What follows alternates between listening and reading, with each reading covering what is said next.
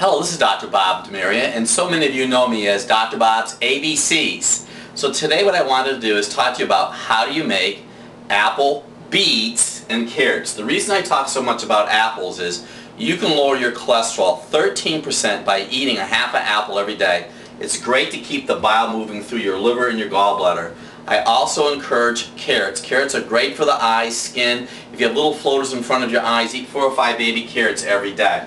But what I have in front of me right now are beets, and I use primarily organic beets. And what I wanted to show you, there are different ways that you can do beets. What I have here in my hand is I have a grater. You can make organic beets, grate them, put a little bit of olive oil on top of them and eat them straight, but my wife and I usually put our shredded beets on top of our salad.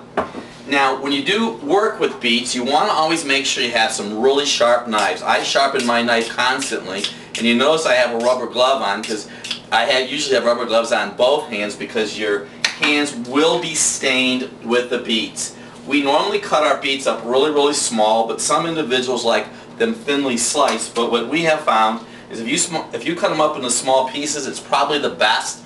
So what I do is we make about 8 or 10 of these. I use a lot of Celtic sea salt from the Grain and Salt Company, and I will mix that through thoroughly, and I use olive oil. And I just do it at my own discretion just to make sure I have enough olive oil on the beets themselves. And this is balsamic vinegar. This balsamic vinegar is available on our website. And what I do with this balsamic vinegar, which happens to be organic, we only use organic items as much as we possibly can, is I put the balsamic vinegar on the beets. I'll set my oven preset for 400 degrees, cook them for an hour to an hour and a half until they're fork tender.